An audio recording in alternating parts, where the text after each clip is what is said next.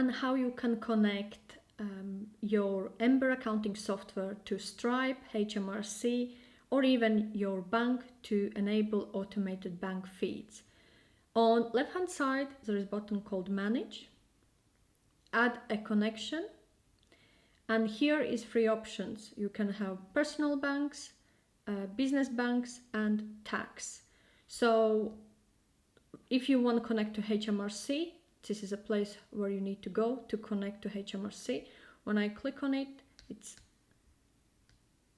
advises that you will give permission software to connect with HMRC. And likewise, if you're adding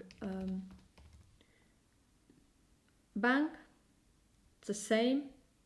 It will open in another browser tab, will ask you to read through terms and conditions.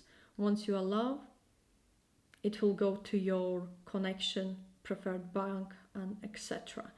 So this is a way how you can add or manage your connections through Ember Accounting Software.